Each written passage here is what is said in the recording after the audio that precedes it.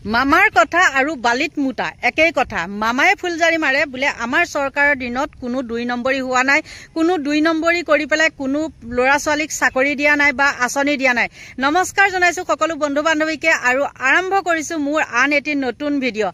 আৰু আজি আপোনালোকক কওঁ, মামায়ে যে ফুলজাৰি মাৰে বোলে আমাৰ চৰকাৰৰ দিনত এনেকুৱা নিকা চলি আছে, কোনেও মানে আঙুলি টুৱাই ক'ব নোৱাৰে যে এইটো ল'ৰাই এনেকে চাকৰি পাইছে বা এগৰাকী মহিলা বা এজনী যুৱতীয়ে এনেকে টকা দি পেলাই চাকৰি পাইছে। কিন্তু আপোনালোকৰ মাজলৈ এটি সুন্দৰ হেৰি লৈ আহিছো মই, উদাহৰণ মামায়ে যে কৈ থাকে সেইটো কাৰণেহে আচলতে দেই। আৰু কিমান নিকাকে চলি আছে বিজেপি চৰকাৰখন আৰু এইখন অসমতে। গতিকে মামাৰ এইবিলাক ফুলজাৰি মৰা কথা আজিকালি সকলোৱে জানে, কিন্তু জানি পেলাইও কিছু লোকে মুখ নুখুলে কিয়? মামায়ে মানে এইবিলাক জানিলে কি কৰে, আজিকালি পুলিচত দি পেলাই জেলত সুমুৱাই থৈ দিয়ে, সেইটোৱে। আৰু মানুহখিনিয়ে তাকে ভয় কৰে।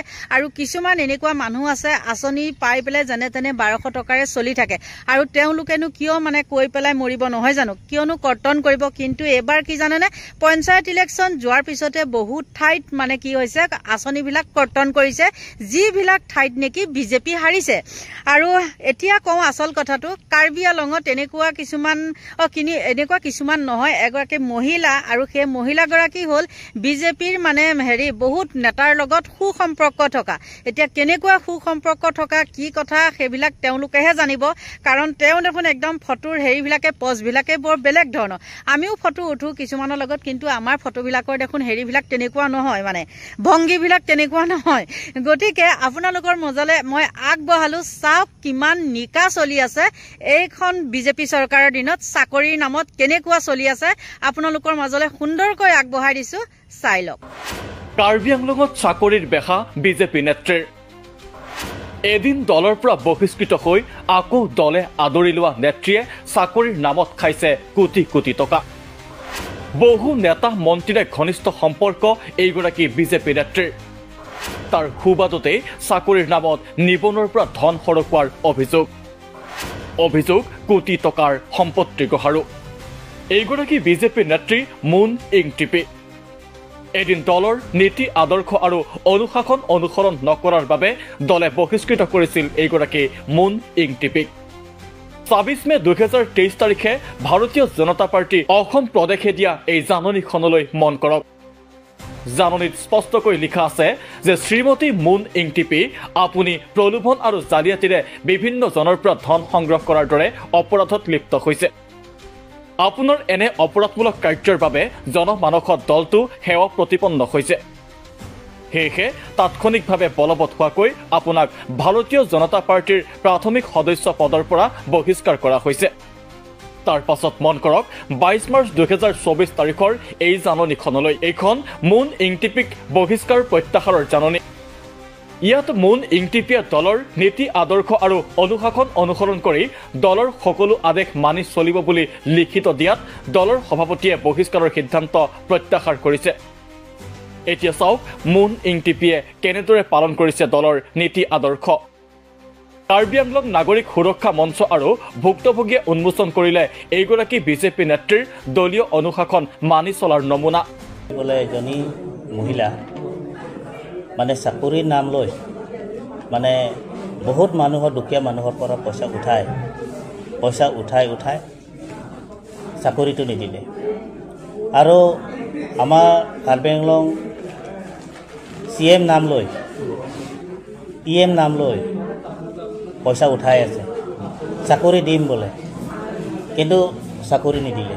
মই যিটো দেখা মতে মানুহৰ কাৰণে লোভ দেখাই এনেকৈ ফটো দেখাব, মই কোনোবা মন্ত্ৰীৰ লগত একেলগত বহা ফটো দেখাব, তাৰ পৰা মোৰ লিংক আছে।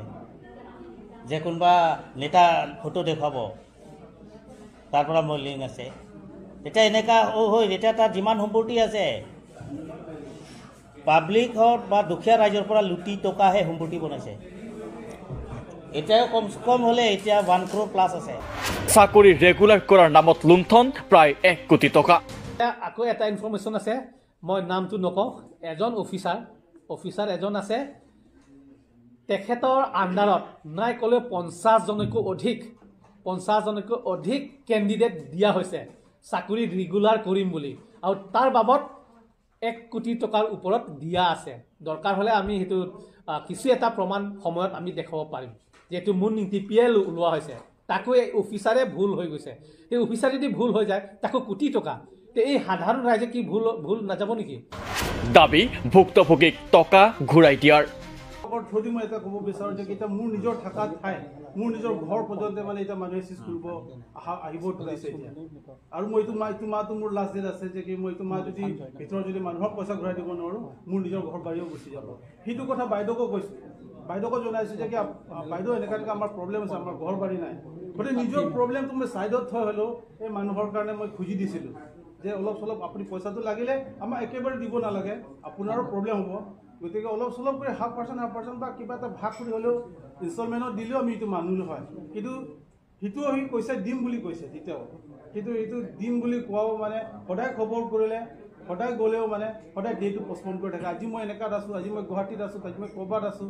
আজি এনেকুৱা আছোঁ কিবা কৰি আছোঁ এনেকুৱা বুলি কৈ কিনি মানে ডেটটো পিছাই পূৰা পিছুৱাই দিলে আজিলৈকে নাপালোঁ পইচাকেইটা এতিয়া আমি আমাৰ টিম আৰু এতিয়া গোটেই অহা এইটোৱে বিচাৰিছে যে কি আমাৰ যিকোনো টকা আমি বাইদেউক দিছোঁ এইকেইটা টকাটো আমি ঘূৰাই পাব লাগে শান্তিমতে দিলে আমি শান্তিমতে আমিও ল'ম আমি একো কাৰোবাক পাৰ্চনেলি আমি কিবা এটেক কৰি ভিতৰো নহয় এয়াই হৈছে বিজেপি নেত্ৰী মুন ইংটিপিৰ দলীয় নীতি আৰু আদৰ্শ কেন্দ্ৰীয় মন্ত্ৰী সৰ্বানন্দ সোণোৱালৰ পৰা ৰাজ্যৰ মন্ত্ৰী যোগেন মহনলৈকে ঘনিষ্ঠ সম্পৰ্ক থকা এইগৰাকী বিজেপি নেত্ৰীয়ে এতিয়া এনেকৈ খাইছে নিবনুৱাৰ মূৰ প্ৰশ্ন হ'ল পূৰ্বেই এনে অভিযোগত অভিযুক্ত এইগৰাকী বিজেপি নেত্ৰীক দলৰ পৰা বহিষ্কৃত কৰিও পুনৰ কিয় আদৰি ল'লে বিজেপি নেতৃত্বই এয়াই নেকি বিজেপি দল আৰু চৰকাৰৰ দুৰ্নীতি শূন্য সহনশীল নীতি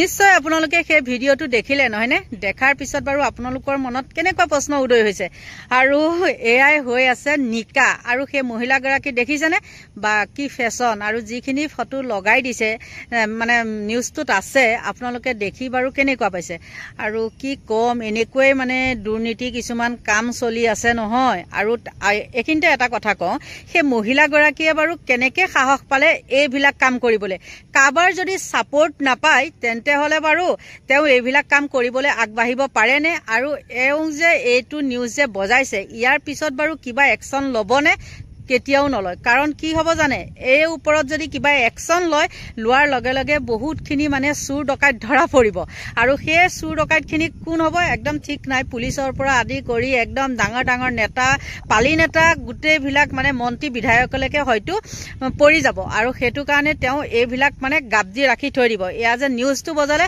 হয়তো সেই নিউজটোতো মানে কি কৰিব পইচা পাতি দি পেলাই নিউজটো বন্ধ কৰাই থৈ দিব এইখিনিয়ে আছিলে ভিডিঅ'টো আৰুনো কিমান কি কম মানে বিজেপি চৰকাৰৰ কথা কৈ উৰ নপৰে আৰু এইখিনি কাম যদি আজি মানে অখিল গগৈৰ লগত হ'ল হয় তেন্তে হলে ইছৰাম ফটাই থাকিলে হয় অখিল এনেকুৱা এনেও এতিয়া কৈয়ে থাকে বাৰু কিন্তু যি কি নহওক আৰু ভিডিঅ'টো বেছি বহলাই গৈ নাথাকো হঠাৎ দেখোন চকু এটা কিয়বা খজুৱাই একদম ফুলি গ'ল কিবা এটা লাগিলে কিবা এটা পোক পৰিছিলেহি গতিকে ভিডিঅ'টো এইখিনিতে সামৰিবলৈ বাধ্য হ'লোঁ এতিয়া কি কম আৰু উপায় নাই মুঠতে দুৰ্নীতি কিছুমানে মাত মাতে কিছুমানে মাত নামাতে আৰু কিছুমানে চকু মুদা কুলি ভাও ধৰি পেলাই খাই আছে হয়তো 2 টকা এটকা পাই আছে চাগে সেইকাৰণে মানে তেওঁলোকে চুপচাপে তেনেকৈ থাকে আৰু গতিকে এইখিনিতে আপোনালোকৰ পৰা লৈছোঁ বিদায় যদি আপোনালোকে মোৰ ভিডিঅ' চাই ভাল পায় তেন্তে হ'লে লাইক কৰিব কমেণ্ট কৰিব আৰু যদি পাৰে চেনেলটো ছাবস্ক্ৰাইব কৰি দিব আজিলৈ বাই বাই